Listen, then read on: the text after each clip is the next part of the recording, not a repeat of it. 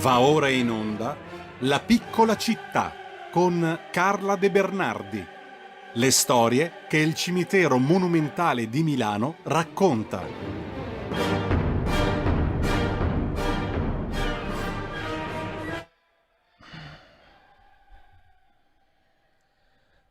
E rieccoci qua, il pezzo musicale non è quello che vi ho annunciato, ci correggiamo dopo. Intanto, senza perdere tempo, io do il benvenuto e il buongiorno, come tutti i lunedì a quest'ora, a Carla De Bernardi, che ci porta nella nostra piccola città, quel meraviglioso microcosmo che è il cimitero monumentale di Milano, che ci racconta tante storie e tanta storia dell'arte, della cultura e del nostro paese. Buongiorno Carla, innanzitutto.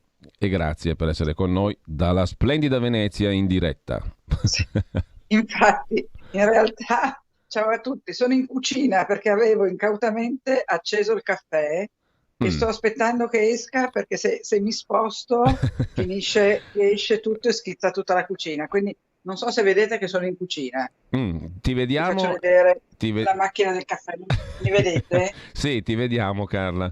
Eccoti qua, Ecco, nella tua adesso appena il caffè è uscito mi sposto in un posto più consono. Perfetto, no, ma va benissimo così, tanto avremo modo di vedere anche tante immagini, perché oggi parliamo di un altro protagonista, Armando Violi. Ti lascio subito la parola e intanto cominciamo a vedere anche le splendide foto che hai fatto tu e che facciamo girare per chi ci sta seguendo su YouTube e Facebook. Di chi parliamo allora oggi? Chi è Armando Violi?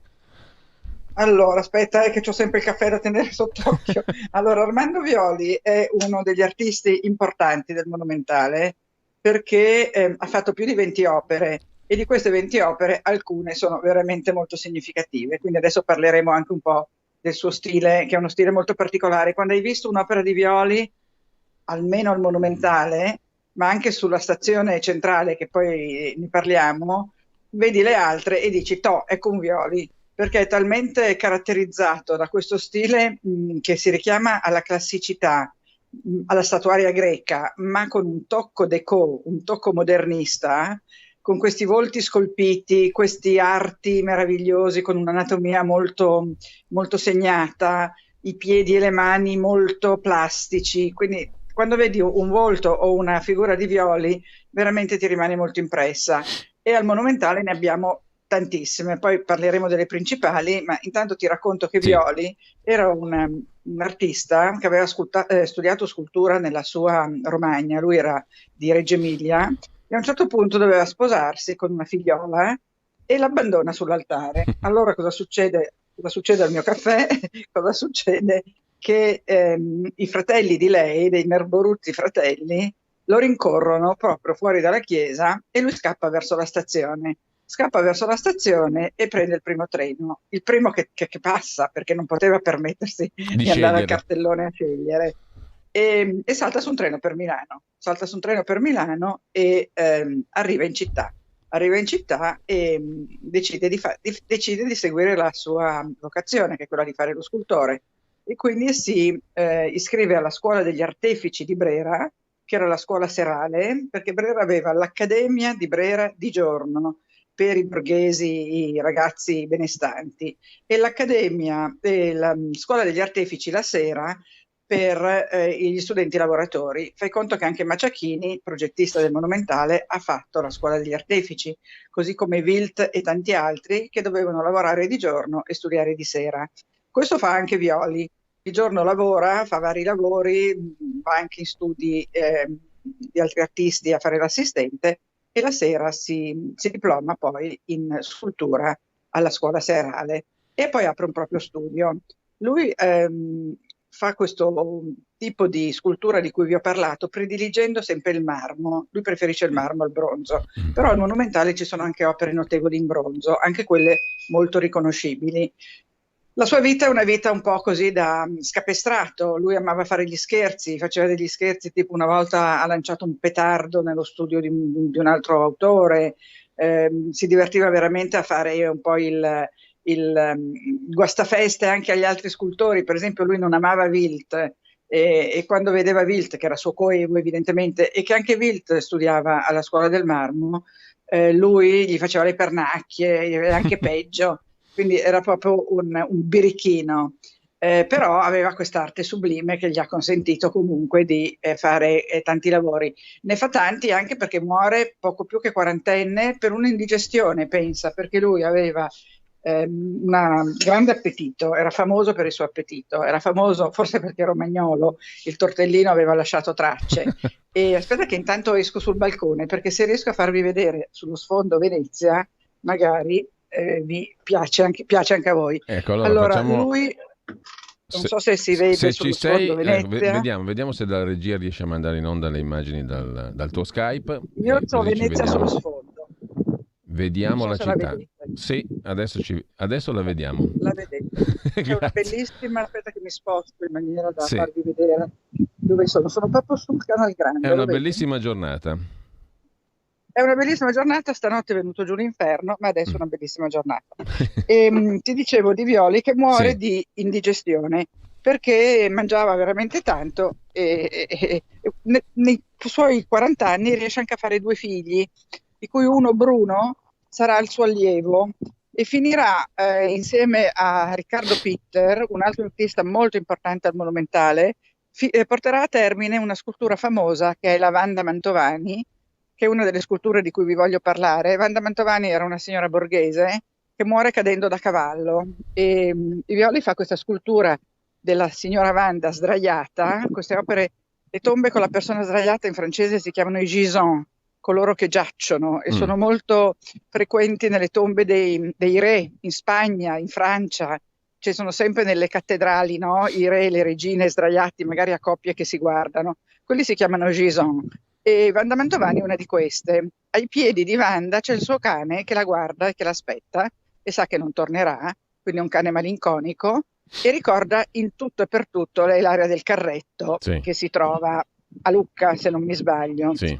Un altro gisant di Violi stupendo è il capitano Carlo Bazzi, prima medaglia d'oro della guerra mondiale, della prima guerra mondiale, sull'altipiano della Bain Sizza, il quale è sdraiato anche lui, è vestito come un crociato, quindi ha proprio la cuffia, quella che i crociati portavano sotto il casco, sai, sotto l'elmo, poi ha una giacca molto importante con un grande collo, uno spadone medievale che gli arriva fino ai piedi, decorato anche con una vittoria alata, e poi però quando vai a vedere i pantaloni e le scarpe, vedi che sono le tipiche scarpe che usavano i poveri soldati nella guerra mondiale, nella prima guerra, quindi quelle scarpone enormi, squadrate, e le fasce che avvolgono la gamba, che sono anche quelle tipiche della uniforme dei soldati di quella guerra lì. Quindi per un verso è un soldato medievale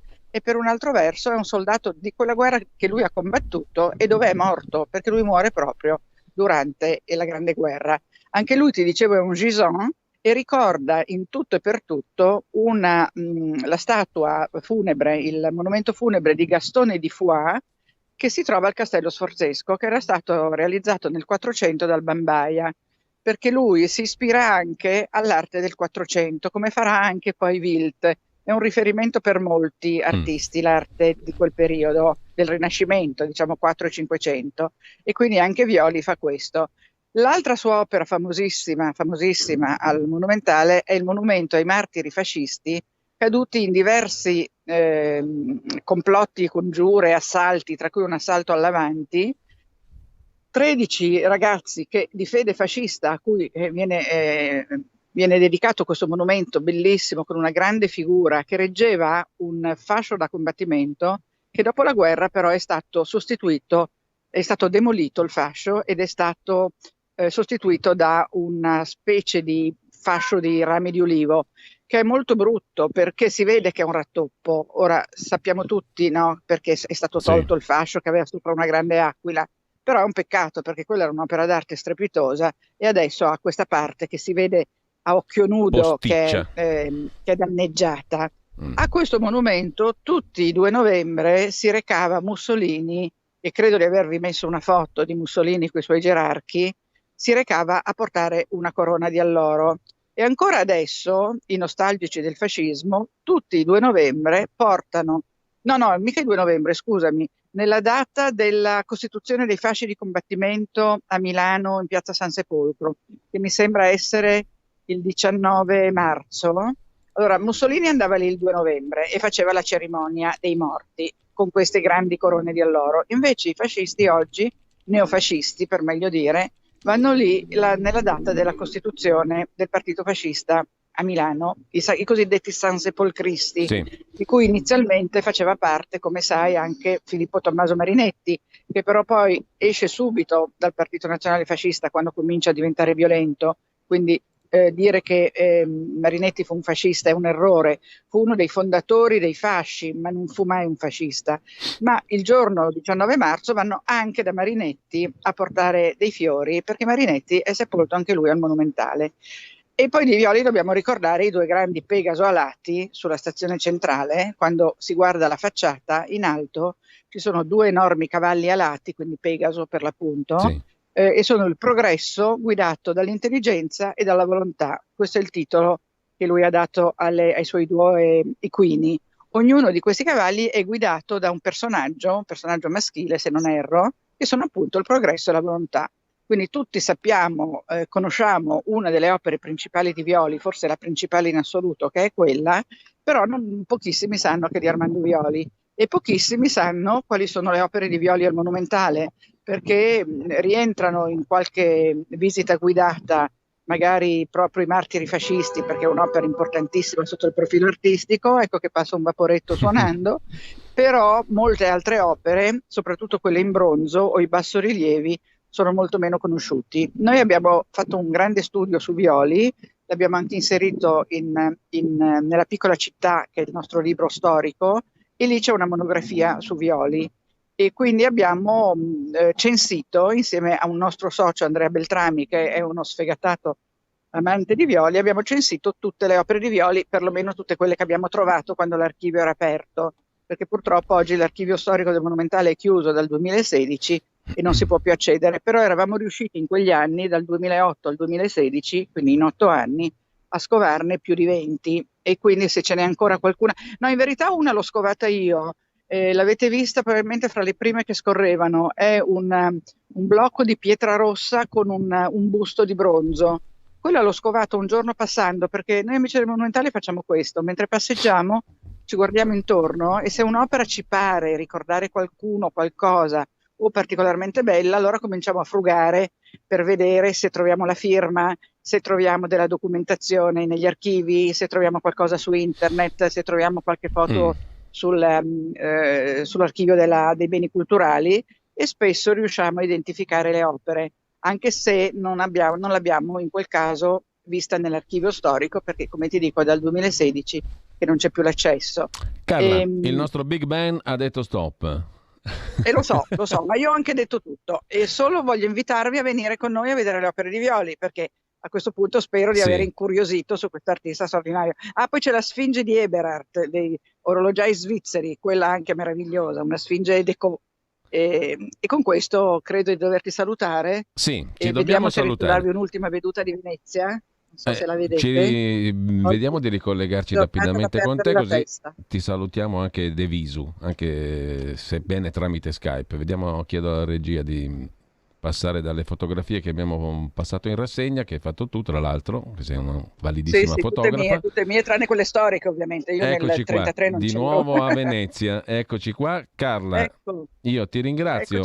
Ricordo il libro, l'ultimo, Il cimitero monumentale di Milano, itinerari artistici e culturali, Carla De Bernardi, Lalla Fumagalli, edito da Oepli, e il sito amicidelmonumentale.org per tutte le informazioni, anche pratiche. Scriveteci e telefonateci, sul sito ci sono anche i numeri di telefono, a noi piace molto che ci telefonino. Amicidelmonumentale.org. Grazie a Carla De Bernardi, ciao, grazie Giulio. mille, buona giornata. Ciao. Buona giornata. Ciao. A te, a voi. Avete ascoltato La piccola città.